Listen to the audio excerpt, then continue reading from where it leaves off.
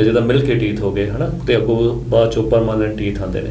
ਸੋ ਇਹਨਾਂ ਬਾਰੇ ਜ਼ਰੂਰ ਥੋੜ੍ਹਾ ਜਿਹਾ ਦੱਸੋ, ਇਹਨਾਂ ਦੀ ਇੰਪੋਰਟੈਂਸ ਕੀ ਹੈ, ਖਾਸ ਕਰਕੇ ਮਿਲਕ ਟੀਥ ਦੀ ਇੰਪੋਰਟੈਂਸ ਕੀ, ਜਿਹਨੂੰ ਆਪਾਂ ਕਹਿੰਦੇ ਟੈਂਪਰੇਰੀ ਟੀਥ ਹੈ ਤਾਂ ਚਲੋ ਕਈ ਬੱਚੇ ਨਹੀਂ ਕੇਅਰ ਕਰਦੇ, ਠੀਕ ਹੈ। ਉਹ ਮੈਂ ਜਿਵੇਂ ਮੇਰੇ ਕੋਲ ਫਸਟ ਕਲਾਸ ਸੈਕਿੰਡ ਕਲਾਸ 'ਚ ਮੈਂ ਜਾਂਦਾ ਅਤੇ ਬਹੁਤ ਸਾਰੇ ਬੱਚਿਆਂ ਦੇ ਦੰਦ ਬਹੁਤ ਖਰਾਬ ਹੋਏ ਹੁੰਦੇ ਨੇ। ਪੇਰੈਂਟਸ ਨੇ ਵੀ ਮੇਰੇ ਖਿਆਲ ਸ਼ਾਇਦ ਕਿਹਾ ਦਿਮਾਗ 'ਚ ਹੁੰਦਾ ਕਿ ਇਹ ਤਾਂ ਟੁੱਟ ਹੀ ਜਾਣੇ, ਨਵੇਂ ਆਉਣਗੇ ਤਾਂ ਉਦੋਂ ਸੋਚਾਂਗੇ। ਕੁਛ ਇਹੋ ਜਿਹੀ ਵੀ ਜਿਹੜਾ ਨਾ ਮਾਈਂਡ ਦਾ ਬਣਿਆ ਹੁੰਦਾ ਲੋਕਾਂ ਦੇ, ਉਹ ਜ਼ਰੂਰ ਤੁਸੀਂ ਪਹਿਲਾਂ ਕਲੀਅਰ ਕਰੋ। ਤੁਹਾਡੇ ਇੱਕੋ ਕੁਐਸਚਨ ਵਿੱਚ ਬਹੁਤ ਸਾਰੇ ਕੁਐਸਚਨ ਛੁਪੇ ਹੋਏ ਨੇ। ਸੋ ਪਹਿਲਾਂ ਤਾਂ ਮੈਂ ਕੇਵਲ ਮਿਲਕ ਟੀਥ ਵਾਲੇ ਪਾਰਟ ਨੂੰ ਲੈ ਰਿਹਾ ਹਾਂ, ਹੈ ਨਾ, ਮੈਂ ਹਾਲੇ ਮਿਲਕ ਟੀਥ ਵਾਲੇ ਪਾਰਟ ਨੂੰ ਨਹੀਂ ਲੈ ਰਿਹਾ। ਠੀਕ ਹੈ। ਮਿਲਕ ਟੀਥ ਸਭ ਤੋਂ ਪਹਿਲਾਂ ਸਮਝਦੇ ਹਾਂ ਕਿ ਇਹ ਆਉਂਦੇ ਕਦੋਂ ਹੈ ਔਰ ਮਿਲਕ ਟੀਥ ਕਿਉਂ ਕਹਿੰਦੇ ਇਹਨਾਂ ਨੂੰ। ਦੁੱਧ ਦੇ ਦੰਦ ਨੇ। ਬੱਚੇ ਜਦੋਂ 6 ਮਹੀਨੇ ਦੀ ਏਜ ਹੋ ਜਾਂਦੀ ਹੈ ਉਸ ਤੋਂ ਪਹਿਲਾਂ ਇੱਕ ਦੰਦ ਆਉਂਦਾ ਹੈ ਤਕਰੀਬਨ, ਔਰ 2 ਸਾਲ 2.5 ਸਾਲ ਤੱਕ, ਕਈਆਂ ਨੂੰ 3 ਸਾਲ ਤੱਕ ਵੀ ਦੰਦ ਪੂਰੇ ਆਉਣ ਨੂੰ, ਔਰ ਇਹ ਤਕਰੀਬਨ 20 ਹੁੰਦੇ ਆ ਨੰਬਰ ਦੇ ਵਿੱਚ, ਠੀਕ ਹੈ। ਅਤੇ ਅਗਰ ਆਪਾਂ ਪੂਰੇ ਮੂੰਹ ਨੂੰ ਇਸ ਤਰ੍ਹਾਂ ਡਿਵਾਈਡ ਕਰਾਂਗੇ ਤੇ 10 ਇੱਧਰ 10 ਇੱਧਰ ਉੱਪਰ ਥੱਲੇ ਕਰਾਂਗੇ 5 5 5 5 4 ਕੁਆਡਰੈਂਟਸ ਦੇ ਵਿੱਚ ਅਸੀਂ ਡਿਵਾਈਡ ਕਰ ਲੈਂਦੇ ਹਾਂ, ਓਕੇ, ਠੀਕ ਹੈ।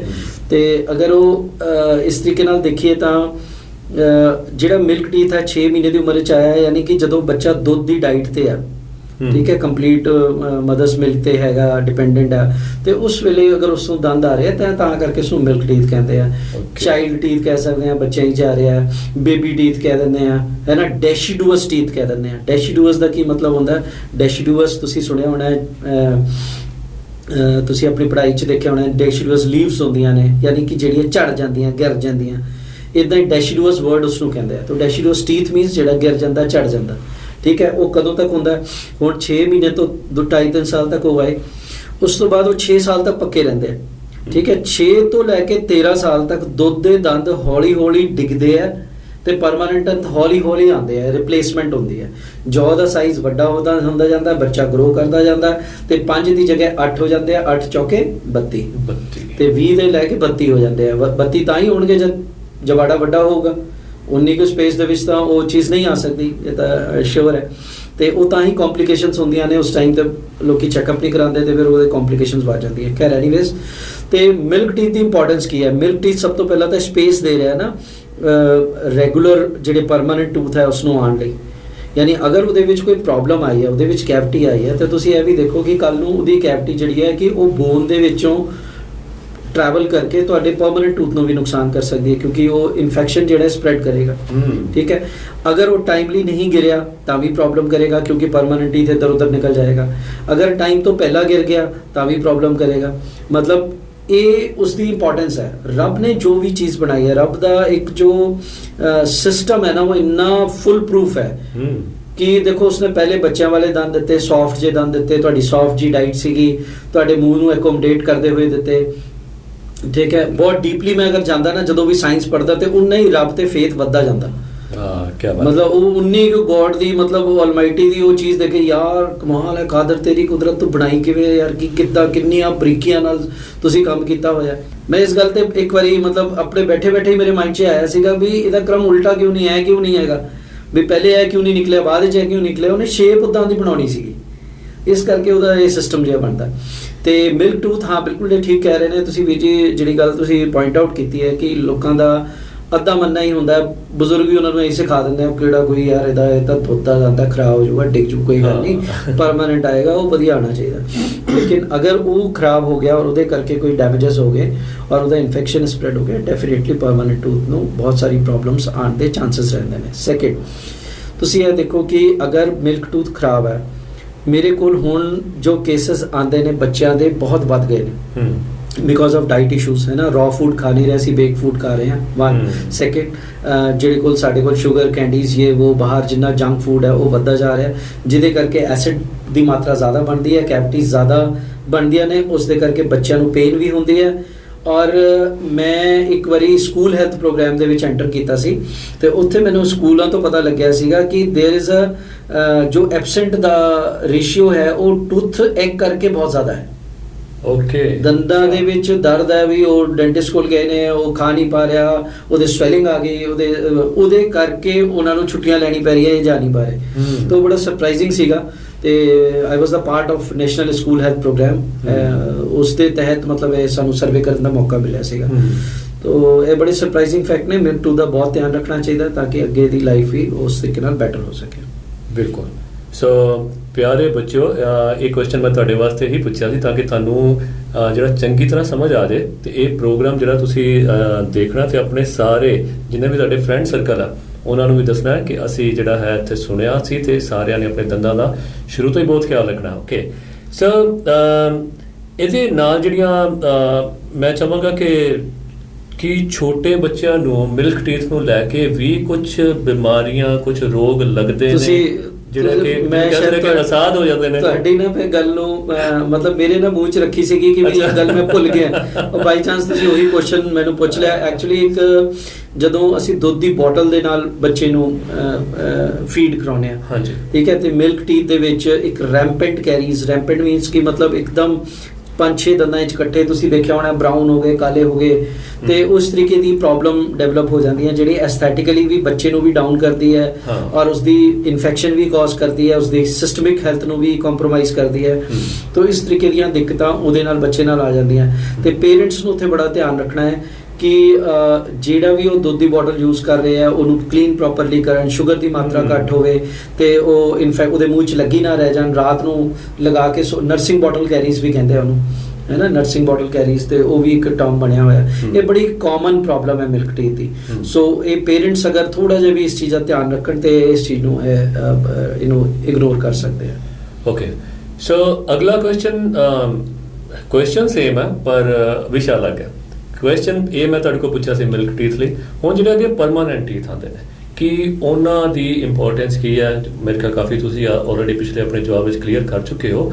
ਤੇ ਦੂਸਰਾ ਦੇ ਨਾਲ ਹੈ ਕਿ ਉਹਨਾਂ ਨੂੰ ਲੱਗਣ ਵਾਲੇ ਰੋਗ, ਠੀਕ ਹੈ, ਉਹਨਾਂ ਦੀ ਰੋਕਥਾਮ ਕੀ ਹੈ, ਤੇ ਜਿਹੜੀਆਂ ਅੱਜ ਕੱਲ੍ਹ ਤਾਂ ਬਹੁਤ ਮਾਡਰਨ ਜਿਹੜੀਆਂ ਟੈਕਨੀਕਸ ਆ ਗਈਆਂ, ਜਿਹੜੀਆਂ ਤੌਰ ਤਰੀਕੇ ਆ ਗਏ ਜਿਨ੍ਹਾਂ ਨਾਲ ਅਸੀਂ ਇਹਦਾ ਇਲਾਜ ਕਰ ਸਕਦੇ ਹਾਂ। ਸੋ ਉਹਨਾਂ ਬਾਰੇ ਵੀ ਤੁਸੀਂ ਜਿਹੜੇ ਹੈਗੇ ਸਾਰਿਆਂ ਨੂੰ ਜ਼ਰੂਰ ਜਾਣਕਾਰੀ ਦਿਓ ਕਿ ਆਪਾਂ ਕਿਸ ਤਰ੍ਹਾਂ ਜਿਹੜਾ ਹੈਗਾ ਪਰਫੈਕਟ ਜਿਹੜਾ ਉਹਦਾ ਹੱਲ ਜਿਹੜਾ ਲੱਭ ਸਕਦੇ ਹਾਂ। ਅਗੇਨ ਇਹ ਬਹੁਤ ਹੀ ਵਧੀਆ ਕੁਐਸਚਨ ਹੈ ਕਿ ਪਰਮਨੈਂਟ ਟੂਥ ਦੇ ਜਿਹੜੀ ਡਿਜ਼ੀਜ਼ਸ ਨੇ, ਸਭ ਤੋਂ ਪਹਿਲਾਂ ਤੇ ਉਹ ਜਾਣਾਂਗੇ, ਤੇ ਬ੍ਰੌਡਲੀ ਮੈਂ ਉਹਨੂੰ ਦੋ ਪਾਰਟ 'ਚ ਡਿਵਾਈਡ ਕਰਦਾ।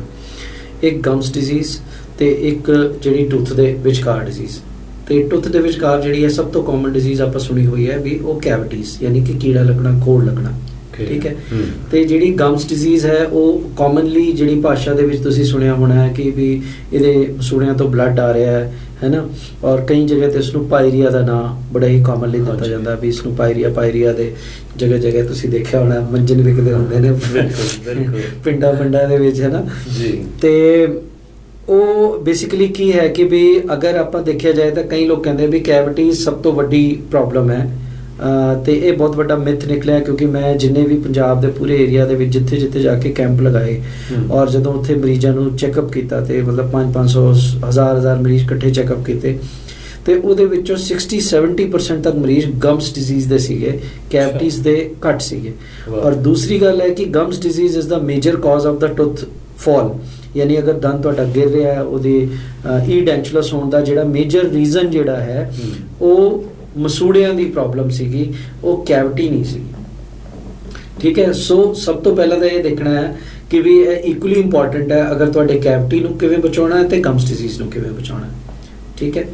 ਤੇ ਪਹਿਲਾਂ ਤੇ ਆਪਾਂ ਗਮਸ ਡਿਜ਼ੀਜ਼ ਦੀ ਗੱਲ ਕਰਦੇ ਹਾਂ ਵੀ ਅਗਰ ਆਪਾਂ ਨੂੰ ਪਾਇਰੀਆ ਹੋ ਗਿਆ ਆਲਰੇਡੀ ਤਾਂ ਉਸ ਦੇ ਵਿੱਚ ਡੀਪ ਕਲੀਨਿੰਗ ਹੁੰਦੀ ਹੈ ਔਰ ਉਸ ਦਾ ਇਲਾਜ ਹੁੰਦਾ ਹੈ, ਮਤਲਬ ਉਹਦੀ ਸਟੇਜਸ ਹੁੰਦੀਆਂ, ਸਟੇਜ 1 ਤੇ ਸਟੇਜ 2 ਤੇ ਸਟੇਜ 3 ਤੇ। ਇਸ ਤਰੀਕੇ ਨਾਲ ਡਾਕਟਰ ਡਿਸਾਈਡ ਕਰਦਾ ਹੈ ਕਿ ਕਿਸ ਸਟੇਜ ਤੇ ਕਿਹੜਾ ਟ੍ਰੀਟਮੈਂਟ ਹੈ, ਯਾਨੀ ਟ੍ਰੀਟੇਬਲ ਹੈ। ਕਈ ਵਾਰੀ ਇਹ ਸੋਚਦੇ ਨੇ ਕਿ ਵੀ ਮੈਨੂੰ ਕਈ ਸਾਰੇ ਫੋਨਸ ਆਏ ਕੋਵਿਡ ਤੋਂ ਬਾਅਦ, ਤਾਂ ਮੈਂ ਆਪਣਾ ਨੰਬਰ ਦੇਤਾ ਸੀਗਾ ਇੱਕ ਜਨਰਲ ਮੈਂ ਜਾਰੀ ਕਰਤਾ ਸੀ ਗੂਗਲ ਤੇ ਮੈਨੂੰ ਕਈ ਸਾਰੀ ਕਾਲਸ ਆਉਂਦੀਆਂ ਸੀ ਮਤਲਬ ਦੇਸ਼ ਦੇ ਅਲੱਗ-ਅਲੱਗ ਕੋਨੇ ਤੋਂ। ਉਸ ਦੇ ਵਿੱਚ ਪਾਇਰੀਆ ਦਾ ਮਤਲਬ ਮੇਜਰ ਕੁਐਸਚਨ ਹੁੰਦਾ ਸੀ ਔਰ ਉਹ ਟ੍ਰੀਟਮੈਂਟ ਕਰਾਉਂਦੇ ਸੀ, ਉਹਨਾਂ ਦਾ ਟ੍ਰੀਟਮੈਂਟ ਨਹੀਂ ਹੋ ਰਿਹਾ ਹੁੰਦਾ ਸੀ। ਕਾਰਨ ਕੀ ਹੈ? ਕਿਉਂਕਿ ਇਸ ਦੇ ਵਿੱਚ ਡਾਕਟਰ ਔਰ ਪੇਸ਼ੈਂਟ ਦਾ ਦੋਨਾਂ ਦਾ ਰੋਲ ਹੁੰਦਾ ਹੈ। ਡਾਕਟਰ ਉਸ ਨੂੰ ਕਲੀਨਿੰਗ ਕਰ ਰਿਹਾ, ਉਹਦਾ ਜੋ ਵੀ ਉਸ ਦੀ ਸਰਜੀਕਲ ਪ੍ਰੋਸੀਜਰ ਹੈ ਜਾਂ ਕੁਝ ਵੀ ਉਹ ਅਪਲਾਈ ਕਰ ਰਿਹਾ, ਨਾਲ ਦੇ ਨਾਲ ਅਗਰ ਪੇਸ਼ੈਂਟ ਉਹਨਾਂ ਚੀਜ਼ਾਂ ਨੂੰ ਫੋਲੋ ਨਹੀਂ ਕਰ ਰਿਹਾ ਜਿਹੜੀ ਦੱਸੀਆਂ ਜਾ ਰਹੀਆਂ ਨੇ ਤੇ ਉਹ ਮਤਲਬ ਕਿਉਰ ਨਹੀਂ ਹੋਏਗਾ ਡੈਫੀਨਿਟਲੀ, ਹੈ ਨਾ। ਔਰ ਫਿਰ ਕਿਤੇ ਨਾ ਕਿਤੇ ਬਲੇਮ ਜਿਹੜਾ ਹੈਗਾ, ਕਿਉਂਕਿ ਸਾਡੀ ਟੈਂਡੈਂਸੀ ਹੁੰਦੀ ਹੈ ਅਸੀਂ ਕਿਸੇ ਨਾ ਕਿਸੇ ਤੇ ਬਲੇਮ ਸੁੱਟਣਾ ਹੁੰਦਾ ਤੇ ਉਹ ਬਲੇਮ ਜਿਹੜਾ ਅਸੀਂ ਡਾਕਟਰ ਸਿੱਟ ਦਿੰਦੇ ਯਾਰ ਉਹਨੇ ਠੀਕ ਨਹੀਂ ਕੀਤਾ ਜਾਂ ਹੋਇਆ। ਤੇ ਅਗਰ ਆਪਾਂ ਨਹੀਂ ਉਸ ਦਾ ਪ੍ਰੋਪਰ, ਯਾਨੀ ਕਿ ਇਹ ਹੈਂਡ ਟੂ ਹੈਂਡ ਚੱਲੇਗਾ, ਠੀਕ ਹੈ। ਸੈਕਿੰਡ ਥਿੰਗ, ਉਸ ਦੇ ਵਿੱਚ ਬ੍ਰਸ਼ਿੰਗ ਤੁਹਾਡੀ ਟੈਕਨੀਕ ਕਿਵੇਂ ਹੈ, ਕਿਹੜਾ ਤੁਸੀਂ ਬ੍ਰਸ਼ ਯੂਜ਼ ਕਰ ਰਹੇ ਹੋ, ਪ੍ਰੋਪਰਲੀ ਉਸ ਨੂੰ ਟਾਈਮ ਸਿਰ ਚੇਂਜ ਕਰ ਰਹੇ ਹੋ ਕਿ ਨਹੀਂ ਕਰ ਰਹੇ ਹੋ, 3 ਮਹੀਨੇ ਬਾਅਦ ਹੈ ਨਾ ਚੇਂਜ ਹੋਣਾ ਚਾਹੀਦਾ। ਤੁਹਾਡੀ ਡਾਈਟ ਦੇ ਵਿੱਚ ਉਹਦਾ ਕੀ ਰੋਲ ਹੈ, ਗਮ ਮਸਾਜ ਕਿੱਦਾਂ ਕਰ ਰਹੇ ਹੋ, ਮਾਊਥ ਵਾਸ਼ ਦਾ ਕੀ ਰੋਲ ਹੈ, ਇਹ ਸਾਰੀਆਂ ਚੀਜ਼ਾਂ ਅਗਰ ਪ੍ਰੋਪਰਲੀ ਅਪਲਾਈ ਹੋਣ ਤੇ ਪਾਇਰੀਆ ਇਜ਼ ਅ ਟ੍ਰੀਟੇਬਲ ਥਿੰਗ ਤੇ ਉਸ ਨੂੰ ਅਸੀਂ ਨਾਰਮਲ ਅਵਸਥਾ ਵਿੱਚ ਲੈ ਸਕਦੇ ਹਾਂ। ਦੰਦ ਡੈਫੀਨੇਟਲੀ, ਕਿਉਂਕਿ ਗਮਸ ਨੇ ਹੀ ਉਸ ਨੂੰ ਪਕੜ ਬਣਾ ਕੇ ਰੱਖਣੀ ਹੈ। ਹੁਣ ਆ ਗਈ ਟੀਥ ਦੀ ਡਿਜ਼ੀਜ਼ ਜਿਹੜੀ ਕੈਵਿਟੀ ਹੈ। ਕੈਵਿਟੀ ਲੱਗਣ ਦਾ ਮੇਜਰ ਰੀਜ਼ਨ ਉਹੀ ਹੈ ਕਿ ਆਪਾਂ ਸਵੇਰੇ ਸ਼ਾਮ ਬ੍ਰਸ਼ਿੰਗ ਨਹੀਂ ਕਰਦੇ ਪ੍ਰੋਪਰ, ਠੀਕ ਹੈ, ਬ੍ਰਸ਼ ਦਾ ਤਰੀਕਾ ਪ੍ਰੋਪਰ ਨਹੀਂ ਹੈ, ਔਰ ਅਸੀਂ ਜਿਹੜਾ ਸ਼ੂਗਰ ਵਾਲੀ ਚੀਜ਼ਾਂ ਨੇ ਜ਼ਿਆਦਾ ਖਾ ਰਹੇ ਹਾਂ, ਸਨੈਕਿੰਗਸ ਜ਼ਿਆਦਾ ਕਰ ਰਹੇ ਹਾਂ, ਇਨ ਬਿਟਵੀਨ ਮੀਲਸ ਜਿਹੜਾ ਸਾਨੂੰ ਮੰਚਿੰਗ ਦੀ ਆਦਤ ਹੈ, ਵਿੱਚ ਅਸੀਂ ਖਾ ਲਿਆ, ਉਹ ਮੂੰਹ 'ਚ ਫਸਿਆ ਰਹਿ ਗਿਆ, ਰਾਤ ਨੂੰ ਬ੍ਰਸ਼ ਨਹੀਂ ਕੀਤਾ, ਠੀਕ ਹੈ। ਹੁਣ ਬੜਾ ਮੇਰਾ ਮੇਜਰ ਕੁਐਸਚਨ ਹੁੰਦਾ ਤੁਹਾਨੂੰ ਵੀ, ਮੈਂ ਅਗਰ ਪੁੱਛਾਂ ਤੁਸੀਂ ਦੱਸੋਗੇ ਕਿ ਵੀ ਰਾਤ ਦੀ ਬ੍ਰਸ਼ਿੰਗ ਇੰਪੋਰਟੈਂਟ ਹੈ ਕਿ ਦਿਨ ਦੀ ਜ਼ਿਆਦਾ ਬ੍ਰਸ਼ਿੰਗ ਇੰਪੋਰਟੈਂਟ ਹੈ? ਜਿਸ ਤਰ੍ਹਾਂ ਤੁਸੀਂ ਪੁੱਛ ਰਹੇ ਹੋ ਮੈਨੂੰ ਲੱਗਦਾ ਹੈ ਕਿ ਰਾਤ ਦੀ ਇੰਪੋਰਟੈਂਟ ਹੈ, ਠੀਕ ਹੈ ਨਾ। ਤੇ ਇਸੇ ਤਰੀਕੇ ਬਟ ਜਨਰਲੀ ਕੀ ਹੁੰਦਾ ਹੈ ਕਿ ਵੀ ਅਗਰ ਮੇਰਾ ਸਕੂਲ ਜਦੋਂ ਮੈਂ ਜਾਂਦਾ ਤੇ ਕੁਐਸਚਨ ਪੁੱਛਦਾ ਤੇ ਮੈਂ ਪੁੱਛਦਾ ਕਿ ਵੀ ਠੀਕ ਹੈ ਹੁਣ ਕਰਦਾ ਕੌਣ ਹੈ, ਤੇ ਕਹਿੰਦੇ ਨਾ ਸਵੇਰ ਦੀ ਸੈਰ ਅੱਛੀ ਹੁੰਦੀ ਹੈ, ਸਾਰਿਆਂ ਨੂੰ ਪਤਾ ਕਰਦਾ ਕੌਣ ਹੈ, ਹੱਥ ਥੱਲੇ ਹੋ ਜਾਂਦੇ ਆ। ਤੇ ਉਸੇ ਤਰੀਕੇ ਨਾਲ ਰਾਤ ਦੀ ਬ੍ਰਸ਼ਿੰਗ ਇੰਪੋਰਟੈਂਟ ਹੈ, ਹੱਥ ਖੜੇ ਹੋ ਗਏ, ਲੇਕਿਨ ਕਰਦਾ ਕੌਣ ਹੈ, ਹੱਥ ਥੱਲੇ ਹੋ ਜਾਂਦੇ ਆ। ਬਿਲਕੁਲ। ਸੋ ਰਾਤ ਦੀ ਬ੍ਰਸ਼ਿੰਗ ਅਗਰ ਆਪਾਂ ਕਰ ਰਹੇ ਹਾਂ ਤੇ ਉਹ ਉਸ ਨੂੰ ਅਸੀਂ ਮੌਕਾ ਨਹੀਂ ਦਿੰਦੇ ਫੂਡ ਨੂੰ ਇਕੱਠਾ ਹੋਣ ਦਾ। ਜਦੋਂ ਮੌਕਾ ਨਹੀਂ ਦਿੰਦੇ ਤਾਂ ਉਹ ਐਸਿਡ ਦੇ ਵਿੱਚ ਕਨਵਰਟ ਹੋ ਕੇ ਕੈਵਿਟੀਜ਼ ਨੂੰ ਨਹੀਂ ਬਣਾਉਂਦਾ, ਤੇ ਇਹਦਾ ਇੱਕ ਰੋਕਥਾਮ ਦਾ ਵੀ ਇੱਕ ਮੇਜਰਮੈਂਟ ਹੈ। Now coming to the treatment part ਮੈਂ ਤੁਹਾਨੂੰ ਗਮਸ ਡਿਜ਼ੀਜ਼ ਦਾ ਮੋਸਟਲੀ ਦੱਸ ਚੁੱਕਿਆ ਹਾਂ। ਕਈ ਵਾਰੀ ਗਮਸ ਡਿਜ਼ੀਜ਼ ਸਟੇਜ ਤੇ ਪਹੁੰਚ ਜਾਂਦੀਆਂ ਨੇ ਕਿ ਸਾਨੂੰ ਸਰਜੀਕਲੀ ਉਸ ਨੂੰ ਟ੍ਰੀਟ ਕਰਨਾ ਪੈਂਦਾ ਹੈ। ਮਸੂੜੇ ਨੂੰ ਫਲੈਪ ਓਪਨ ਕਰਕੇ ਅੰਦਰੋਂ ਸਾਰਾ ਗੰਦ ਕੱਢ ਕੇ ਉਸ ਨੂੰ ਮਸੂੜੇ ਨੂੰ ਸਟਿਚ ਕਰ ਦਿੰਦੇ ਆ, ਔਰ ਇਹ ਅੱਜ ਕੱਲ੍ਹ ਲੇਟੈਸਟ ਟ੍ਰੀਟਮੈਂਟ ਮੋਡੈਲਿਟੀ ਅਸੀਂ ਇਸ ਨੂੰ ਲੇਜ਼ਰ ਦੇ ਨਾਲ ਕਰਦੇ ਹਾਂ। ਲੇਜ਼ਰਸ ਆ ਗਈਆਂ ਨੇ ਡੈਂਟਿਸਟਰੀ ਦੇ ਵਿੱਚ, ਔਰ ਅੱਜ ਤੋਂ 3 ਸਾਲ ਪਹਿਲੇ ਵਾਲੇ ਵੀ ਮੈਂ ਇੰਟਰਵਿਊ 'ਚ ਵੀ ਸ਼ਾਇਦ ਇਹ ਗੱਲ ਕੀਤੀ ਸੀਗੀ ਲੇਜ਼ਰਸ ਦੀ, ਬਟ ਉਹ ਦਿਨ ਬ ਦਿਨ ਉਹ ਕਾਮਨ ਹੁੰਦੀ ਜਾ ਰਹੀਆਂ ਨੇ। ਪੇਸ਼ੈਂਟਸ ਨੂੰ ਵੀ ਅਵੇਅਰਨੈਸ ਆ ਰਹੀ ਹੈ, ਉਹਨਾਂ ਨੂੰ ਵੀ ਪਤਾ ਲੱਗ ਰਿਹਾ ਹੈ, ਕਿਉਂਕਿ ਜਿੰਨਾ ਅਸੀਂ ਕਾਸਟਲੀ ਇਕਵਿਪਮੈਂਟ ਯੂਜ਼ ਕਰਾਂਗੇ ਡੈਫੀਨਿਟਲੀ ਉਸ ਦੀ ਕਾਸਟ ਵੀ ਵੱਧਦੀ ਹੈ, ਠੀਕ ਹੈ। ਹੁਣ ਕਾਸਟ ਵਾਲੇ ਗੱਲ ਤੇ ਨਾ ਮੈਂ ਥੋੜਾ ਜਿਹਾ ਵਿਸ਼ੇ ਤੋਂ ਭਟਕ ਰਿਹਾ, ਬਟ ਮੈਂ ਤੁਹਾਨੂੰ ਕਾਸਟ ਵਾਲੀ ਗੱਲ ਤੇ ਜ਼ਰੂਰ ਇੱਕ ਗੱਲ ਦੱਸਾਂਗਾ, ਜ਼ਰੂਰ, ਔਰ ਉਹ ਬਹੁਤ ਹੀ ਇੰਪੋਰਟੈਂਟ ਗੱਲ ਹੈ ਸਾਰਿਆਂ ਲਈ। ਦੰਦਾਂ ਦੀ ਹੈਲਥ ਤੇ ਜਦੋਂ ਤੁਸੀਂ ਡਾਕਟਰ ਕੋਲ ਜਾਂਦੇ ਹੋ ਤੇ ਕੁਝ ਉਹਨੂੰ ਪੈਸੇ ਦਿੰਦੇ ਹੋ, ਉਸ ਪੈਸੇ ਨੂੰ ਆਪਾਂ ਕਿਸ ਚੀਜ਼ ਦੇ ਵਿੱਚ ਕਾਊਂਟ ਕਰਦੇ ਹਾਂ? ਐਕਸਪੈਂਸਸ, ਕਿ ਸਾਡਾ ਖਰਚਾ ਹੋਇਆ। ਸੋਚਣ ਵਾਲੀ ਬਸ ਇਹ ਜਦੋਂ ਐਕਸਪੈਂਸਸ ਵਰਡ ਨੂੰ ਤੁਸੀਂ ਰਿਪਲੇਸ ਕਰਕੇ ਇਨਵੈਸਟਮੈਂਟ ਪਾਰਟ ਤੇ ਵਰਡ ਨੂੰ ਚੇਂਜ ਕਰ ਦੋਗੇ ਕਿ ਮੈਂ ਹੈਲਥ ਤੇ ਇਨਵੈਸਟਮੈਂਟ ਕੀਤੀ ਹੈ, ਸਾਰੀ ਪ੍ਰੋਬਲਮਸ ਖਤਮ ਹੋ ਜਾਣਗੀਆਂ। ਕੀ ਬਾਤ ਹੈ, ਬਹੁਤ ਅੱਛਾ। ਠੀਕ ਹੈ, ਆਪਾਂ ਇਨਵੈਸਟਮੈਂਟ ਦੁਨੀਆ ਭਰ ਦੀ ਕਰ ਦਿੰਦੇ ਆ, ਕਦੀ ਹੈਲਥ ਤੇ ਇਨਵੈਸਟਮੈਂਟ ਕੀਤੀ ਆਪਾਂ, ਔਰ ਹੁਣ ਤਾਂ ਬਿਮਾਰੀ ਹੋ ਗਈ, ਹੁਣ ਤਾਂ ਕਰਨੀ ਵੀ ਪੈਣੀ ਹੈ ਜੀ, ਹੈ ਨਾ। ਤੇ ਇਹ ਚੀਜ਼ਾਂ ਆ ਵੀ ਹੁਣ ਤਾਂ ਕਰ ਲਓ, ਹੁਣ ਤਾਂ ਇਨਵੈਸਟਮੈਂਟ, ਜਦੋਂ ਇਨਵੈਸਟਮੈਂਟ ਵਰਡ ਗਿਆ ਤੇ ਸਾਨੂੰ ਰਿਟਰਨ ਵੀ ਆਏਗੀ, ਮਾਈਂਡ 'ਚ ਆ ਜਾਂਦੀ ਹੈ ਨਾ ਗੱਲ। ਤੇ ਐਕਸਪੈਂਸਸ ਦੇ ਵਿੱਚ ਆ ਜਾਂਦਾ ਖਰਚਾ ਹੋ ਗਿਆ ਜੀ, ਇਹ ਤਾਂ ਗਿਆ, ਪੈਸਾ ਖਤਮ ਹੋ ਗਿਆ, ਠੀਕ ਹੈ। ਇਹ ਤਾਂ ਨਹੀਂ ਹੋਇਆ, ਤੁਸੀਂ ਜਦੋਂ ਗਏ ਡਾਕਟਰ ਕੋਲ ਦਿੱਤਾ, ਤੁਹਾਨੂੰ ਰਿਟਰਨ ਦੇ ਵਿੱਚ ਤੁਹਾਨੂੰ ਹੈਲਥ ਮਿਲ ਰਹੀ ਹੈ, ਉਹ ਇਨਵੈਸਟਮੈਂਟ ਹੋਈ, ਖਰਚਾ ਕਿਵੇਂ ਹੋਇਆ? ਸੋ ਇਹ ਅਗਰ ਮਾਈਂਡ ਸੈਟ ਹੋਏਗਾ ਸਾਡਾ, ਤੇ ਉਸ ਕੇਸ ਦੇ ਵਿੱਚ ਅਸੀਂ ਬਹੁਤ ਅੱਛੀ ਤਰੀਕੇ ਨਾਲ ਆਪਣੇ ਹੈਲਥ ਨੂੰ ਗੇਨ ਕਰ ਸਕਦੇ ਹਾਂ। ਲੇਜ਼ਰਸ ਦੇ ਨਾਲ ਉਸ ਨੂੰ ਬਹੁਤ ਅੱਛੀ ਤਰੀਕੇ ਨਾਲ ਟ੍ਰੀਟ ਕਰ ਸਕਦੇ ਹਾਂ ਗਮ ਡਿਜ਼ੀਜ਼ ਨੂੰ। ਸੈਕਿੰਡ ਗੱਲ ਆ ਗਈ ਕੈਵਿਟੀਜ਼ ਦੇ ਵਿੱਚ ਅਗਰ ਕੈਵਿਟੀ ਪਹਿਲੀ ਸਟੇਜ ਤੇ ਹੈ, ਠੀਕ ਹੈ, ਤੇ ਫਿਰ ਅਸੀਂ ਉਸ ਨੂੰ ਫਿਲਿੰਗ ਕਰ ਦਿੰਦੇ ਹਾਂ। ਸੈਕਿੰਡ ਸਟੇਜ ਵਿੱਚ ਵੀ ਹੁੰਦੀ ਹੈ ਤਾਂ ਵੀ ਅਸੀਂ ਡਬਲ ਸਟੇਜ ਫਿਲਿੰਗ ਦੇ ਨਾਲ ਈਜ਼ਲੀ ਉਸ ਨੂੰ ਟ੍ਰੀਟੇਬਲ ਹੈ। ਥਰਡ ਸਟੇਜ ਦੇ ਵਿੱਚ ਚਲੀ ਗਈ, ਨਰਵ ਨੂੰ ਟੱਚ ਕਰ ਗਈ, ਠੰਡਾ ਗਰਮ ਲੱਗਣ ਲੱਗ ਪਿਆ, ਪੇਨ ਹੋਣ ਲੱਗ ਪਈ, ਉੱਪਰ ਨੂੰ ਪੇਨ ਜਾ ਰਹੀ ਹੈ, ਸੋਜਿਸ਼ ਵੀ ਆ ਗਈ, ਅਸੀਂ ਰੂਟ ਕੈਨਾਲ ਕਰਤੀ, ਕੈਪ ਚੜਾਤੀ। ਰੂਟ ਕੈਨਾਲ ਵੀ ਅੱਜ ਕੱਲ੍ਹ ਜਿਵੇਂ ਤੁਸੀਂ ਲੇਟੈਸਟ ਟ੍ਰੀਟਮੈਂਟ ਮੋਡੈਲਿਟੀ ਪੁੱਛ ਰਹੇ ਸੀ, ਰੂਟ ਕੈਨਾਲ ਤੁਹਾਨੂੰ ਯਾਦ ਹੋਏਗਾ ਪੁਰਾਣੇ ਟਾਈਮ ਤੇ ਜਿਹੜੇ ਪੇਰੈਂਟਸ ਨੇ ਉਹਨਾਂ ਨੂੰ ਪਤਾ ਹੋਏਗਾ, ਉਹ ਜਾਂਦੇ ਸੀ ਤਾਂ 3-4 ਸਿਟਿੰਗਸ ਲੱਗਦੀਆਂ ਸੀ, ਪੇਨਫੁਲ ਵੀ ਰਹਿੰਦਾ ਸੀ, ਉਹ ਸਭ ਖਤਮ ਹੋ ਗਿਆ। ਹੁਣ ਸਾਰਾ ਡਿਜੀਟਲ ਟੈਕਨੋਲੋਜੀ ਨਾਲ ਹੁੰਦਾ ਹੈ, ਸਿੰਗਲ ਸਿਟਿੰਗ ਰੂਟ ਕੈਨਾਲ ਹੁੰਦੀਆਂ ਹੈ। From A to Z everything is finished in 1 hour or 45 minutes whatever times it takes। ਉਸ ਦੇ ਉੱਪਰ ਡਿਜੀਟਲੀ ਅਸੀਂ ਸਕੈਨ ਕਰਦੇ ਹਾਂ, ਅਗਲੀ ਸਿਟਿੰਗ ਦੇ ਵਿੱਚ ਕਰਾਊਨ ਬਣ ਕੇ ਆ ਜਾਂਦਾ, ਕੈਪ ਲੱਗ ਜਾਂਦੀ ਹੈ, and you can use that tooth for the long time, ਠੀਕ ਹੈ। तो ਇਸ ਤਰੀਕੇ ਨਾਲ ਮਤਲਬ ਚੀਜ਼ਾਂ ਦਾ ਇਲਾਜ ਹੈ, ਬਟ ਟਾਈਮਲੀ। ਇਹਦਾ ਇੱਕ ਜਿਹੜਾ ਮੇਨ ਮਤਲਬ ਇਹਦਾ ਮੋਟੋ ਹੈ ਕਿ ਜਿੰਨੀ ਜਲਦੀ ਜਿਸ ਚੀਜ਼ ਨੂੰ ਤੁਸੀਂ ਟ੍ਰੀਟ ਕਰੋਗੇ ਉਨਾ ਤੁਹਾਡਾ ਪੈਸਾ ਘੱਟ ਖਰਚ ਹੋਏਗਾ, ਟਾਈਮ, એનર્ਜੀ ਐਂਡ ਮਨੀ ਉਨਾ ਹੀ ਘੱਟ ਲੱਗੇਗਾ। ਜਿੰਨਾ ਤੁਸੀਂ ਉਸ ਨੂੰ ਡਿਲੇ ਕਰੋਗੇ, ਟਾਈਮ, એનર્ਜੀ ਐਂਡ ਮਨੀ ਉਨਾ ਹੀ ਵੱਧ ਲੱਗੇਗਾ। ਸੋ ਇਹ ਕਹਿਣਾ ਕਦੀ ਵੀ, ਇਹ ਵੀ ਮੈਂ ਸੁਣਿਆ ਸਮਾਜ ਦੇ ਵਿੱਚ ਕਿ ਵੀ ਦੰਦਾਂ ਦਾ ਟ੍ਰੀਟਮੈਂਟ ਬੜਾ ਮਹਿੰਗਾ ਹੁੰਦਾ ਹੈ। ਮਹਿੰਗਾ ਤਾਂ ਹੁੰਦਾ ਹੈ ਜਦੋਂ ਜਾਂਦੇ ਹਾਂ ਡਾਕਟਰ ਕੋਲ ਤਾਂ ਉਸ ਵੇਲੇ ਪਹੁੰਚਦੇ ਹਾਂ ਕਿ ਵੀ ਹਾਂ ਠੀਕ ਹੈ ਯਾਰ, ਹੁਣ ਇੱਕ ਰੂਟ ਕੈਨਾਲ ਤੇ ਕੈਪ ਕਰਨੀ 8-10 ਹਜ਼ਾਰ ਦਾ ਖਰਚਾ ਆ ਗਿਆ, ਠੀਕ ਹੈ। ਕੋਵਿਡ ਤੋਂ ਬਾਅਦ ਇੱਕ ਜਨਰਲ ਮਤਲਬ ਹਰ ਐਸੋਸੀਏਸ਼ਨਸ ਨੇ ਡਿਸਾਈਡ ਕਰ ਲਏ ਸੀ ਰੇਟਸ, ਤੇ ਇੱਕ ਰੂਟ ਕੈਨਾਲ ਕਰਾਉਣ ਜਾਓਗੇ ਤਕਰੀਬਨ ਇੰਨਾ ਕੁ ਖਰਚਾ ਮੋਟਾ ਆ ਜਾਂਦਾ ਹੈ। ਯਾਨੀ ਹੁਣ ਤੁਹਾਡੀ ਚੁਆਇਸ ਹੈ ਕਿ ਵੀ ਤੁਸੀਂ ਉਸ ਨੂੰ ਪ੍ਰੀਵੈਂਟਿਵ ਮੇਜਰ ਦੇ ਨਾਲ ਉਹ ਖਰਚੇ ਨੂੰ ਬਚਾਉਣਾ ਹੈ, ਜਾਂ ਇਹ ਖਰਚਾ ਤੁਸੀਂ ਉਹਨਾਂ ਨੂੰ ਕਰਨਾ ਹੈ, ਜਾਂ ਫਿਰ ਉਹਨੂੰ ਇਨਵੈਸਟਮੈਂਟ ਪਾਰਟ ਤੇ ਲੈ ਕੇ ਜਾਣਾ ਹੈ। ਇਹ ਤੁਹਾਡੇ ਤੇ ਮੈਂ ਛੱਡਿਆ। ਵਾਹ ਵਾਹ, ਸੋ ਇਹ ਬੜੀ ਵਧੀਆ ਗੱਲ ਕੀਤੀ, ਮੈਨੂੰ ਤਾਂ ਬਹੁਤ ਅੱਛੀ ਲੱਗੀ। ਜਿਵੇਂ ਮੈਂ ਸ਼ੁਰੂ ਤੋਂ ਵੀ ਕਿਹਾ ਸੀ ਕਿ ਅਸੀਂ ਨਾ ਕਨਸੈਪਸ਼ਨਸ ਤੇ ਮਿਸਕਨਸੈਪਸ਼ਨ ਵਿੱਚ ਜਿਹੜਾ ਨਾ ਆਪਣੀ ਹੈਲਥ ਨੂੰ ਕਈ ਵਾਰ ਉਲਝਾ ਕੇ ਰੱਖ ਲੈਂਦੇ ਆ। ਸੋ ਕਾਫੀ ਜਿਹੜੀਆਂ ਮਿਸਕਨਸੈਪਸ਼ਨਸ ਆ ਡਾਕਟਰ ਸਾਹਿਬ ਕਲੀਅਰ ਕਰਦੇ ਪਏ ਨੇ, ਤੇ ਇਹਨਾਂ ਨੇ ਬੜੀ ਅੱਛੀ ਗੱਲ ਕਹੀ ਕਿ ਖਰਚਾ ਹੈ ਕਿ ਇਨਵੈਸਟਮੈਂਟ ਆ। ਸੋ ਮੈਨੂੰ ਤਾਂ ਹੁਣ ਬਿਲਕੁਲ ਸ਼ੋਰਟੀ ਹੋ ਗਈ ਕਿ ਇਨਵੈਸਟਮੈਂਟ ਹੈ। ਤੇ ਕਈ ਵਾਰ ਬਜ਼ੁਰਗ ਮਿਲਦੇ ਆ ਜਾਂ ਕਈ ਬੰਦੇ ਇਹੋ ਜਿਹੇ ਮਿਲਦੇ ਨੇ ਜਦੋਂ ਬਿਮਾਰੀਆਂ ਗਿਣਾਉਣ ਲੱਗਦੇ ਨੇ ਤੇ ਉਹ ਕਿੰਨੀਆਂ ਸਾਰੀਆਂ ਗਿਣਾ ਦਿੰਦੇ ਨੇ, ਤੇ ਉਹਨਾਂ ਦੇ ਕਿਤੇ ਨਾ ਕਿਤੇ ਜਿਹੜਾ ਨਾ ਗੱਲਾਂ ਤੋਂ ਪਤਾ ਚੱਲਦਾ ਕਿ ਬਹੁਤ ਦੁਖੀ ਨੇ ਬਿਮਾਰੀਆਂ ਤੋਂ ਲੈ ਕੇ। ਮੈਂ ਉਹਨਾਂ ਨੂੰ ਇੱਕ ਗੱਲ ਕਹਿਣਾ ਹੁੰਦਾ ਕਿ ਸ਼ੁਕਰ ਸਿਰਫ ਇਸ ਗੱਲ ਦਾ ਕਰੋ ਕਿ ਟ੍ਰੀਟਮੈਂਟ ਹੈਗਾ। ਜਿਵੇਂ ਡਾਕਟਰ ਸਾਹਿਬ ਨਾਲ ਬਿਮਾਰੀਆਂ ਦੇ ਨਾਲ ਟ੍ਰੀਟਮੈਂਟ ਵੀ ਦੱਸ ਰਹੇ ਨੇ। ਅੱਛਾ, ਟ੍ਰੀਟਮੈਂਟ ਤੋਂ ਪਹਿਲਾਂ ਪ੍ਰੀਕਾਸ਼ਨਸ ਵੀ ਦੱਸ ਰਹੇ ਨੇ, ਠੀਕ? ਨਹੀਂ ਤਾਂ ਡਾਕਟਰਸ ਨੂੰ ਹੁੰਦਾ ਕਿ ਵੱਧ ਤੋਂ ਵੱਧ, ਹਾਂਜੀ ਵੈਸੇ ਮਜ਼ਾਕ ਕਰ ਰਿਹਾ, ਪਰ ਡਾਕਟਰਸ ਦਾ ਜਿਹੜਾ ਇੱਕ ਪੇਸ਼ਾ ਹੈ ਉਹ ਬਹੁਤ ਵਧੀਆ ਕਿ ਪਰ ਫਿਰ ਵੀ ਮੈਂ ਜਦੋਂ ਇਹਨਾਂ ਦੇ ਕਲੀਨਿਕ ਗਿਆ ਤੇ ਉੱਥੇ ਇੰਨੇ ਸਾਰੇ ਪੋਸਟਰ ਲੱਗੇ ਹੋਏ ਨੇ ਪ੍ਰੀਕਾਸ਼ਨਰੀ ਕਿ ਤੁਸੀਂ ਆਹ ਜਿਹੜੀਆਂ ਰੋਕਥਾਮ ਕਰਕੇ ਡਾਕਟਰ ਦੇ ਇਸ ਇਲਾਜ ਤੋਂ ਬਚ ਸਕਦੇ ਹੋ। ਇੰਨਾ ਕੁਝ ਉੱਥੇ ਲਿਖਿਆ ਹੋਇਆ ਕਿ ਜਿਹਨੂੰ ਅਸੀਂ ਅਪਣਾਈਏ। ਜਿਵੇਂ ਇਹਨਾਂ ਨੇ ਕਿਹਾ ਕਿ ਅਪਣਾਉਂਦਾ ਕੌਣ ਹੈ, ਤੇ ਉਹੀ ਸਾਰਾ ਕੁਐਸਚਨ ਉੱਥੇ ਆ ਕੇ ਜਿਹੜਾ ਹੈਗਾ ਲਾਈ ਕਰੇਗਾ। ਸੋ ਬਹੁਤ ਅੱਛਾ ਜਿਹੜਾ ਸਾਡੀ ਜਿਹੜੀ ਡਿਸਕਸ਼ਨ ਚੱਲਦੀ ਹੈ, ਮੈਨੂੰ ਬਹੁਤ ਵਧੀਆ ਲੱਗ ਰਿਹਾ ਜੀ। ਮੈਂ ਤੁਹਾਨੂੰ ਇਸ ਗੱਲ ਤੇ ਕਹੂੰ, ਬਹੁਤ ਅੱਛੀ ਤੁਸੀਂ ਗੱਲ ਕੀ, ਮਤਲਬ ਹੈ ਥੋੜੀ ਜਿਹੀ ਫਨੀ ਜੀ ਮਜ਼ਾਕ ਵਾਲੀ ਗੱਲ ਹੈ ਜੀ, ਕਿਉਂਕਿ ਜਦੋਂ ਮੈਂ ਅਵੇਅਰਨੈਸ ਦਾ ਮਿਸ਼ਨ ਸ਼ੁਰੂ ਕੀਤਾ ਨਾ, ਤੇ ਮੈਨੂੰ ਕਈਆਂ ਨੇ ਇਹ ਗੱਲ ਕਹੀ, ਕਹਿੰਦੇ ਯਾਰ ਤੁਸੀਂ ਤਾਂ ਆਪ ਆਪਣੇ ਪੈਰ ਤੇ ਕੁਲੜੀ ਮਾਰ ਰਹੇ ਹੋ।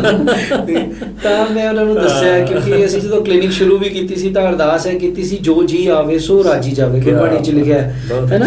ਯਾਨੀ ਕਿ ਹਰ ਬੰਦਾ ਖੁਸ਼ ਜਾਵੇ। ਯਾਨੀ ਜਦੋਂ ਤੁਸੀਂ ਸਪਰੈਡ ਹੈਪੀਨੈਸ ਕਰਦੇ ਹੋ, ਚੀਜ਼ਾਂ ਨੂੰ ਅਵੇਅਰਨੈਸ ਕ੍ਰੀਏਟ ਕਰਦੇ ਹੋ, ਤੇ ਆਟੋਮੈਟਿਕਲੀ ਮਤਲਬ ਉਹ ਤੁਹਾਨੂੰ ਦੂਣੀ ਚੌਣੇ ਹੋ ਕੇ ਬੈਕ ਮਿਲਦੀ ਹੈ। ਇਸ ਤਰ੍ਹਾਂ ਨਹੀਂ ਹੁੰਦਾ ਕਿ ਵੀ ਮਤਲਬ ਤੁਸੀਂ ਇੰਟੈਂਸ਼ਨਲੀ ਇਹ ਚੀਜ਼ ਕਰਦੇ ਹੈ ਨਾ। ਤੇ ਇਹ ਜਦ ਤੱਕ ਤੁਹਾਡਾ ਮਾਈਂਡ ਇਸ ਤਰੀਕੇ ਨਾਲ ਬ੍ਰੌਡ ਥਿੰਕਿੰਗ ਨਾਲ ਕੰਮ ਨਹੀਂ ਕਰਦਾ, ਤਦ ਤੱਕ ਇਹ ਚੀਜ਼ਾਂ ਨਹੀਂ ਪੋਸੀਬਲ ਹੁੰਦੀਆਂ। ਕੀ ਬਾਤ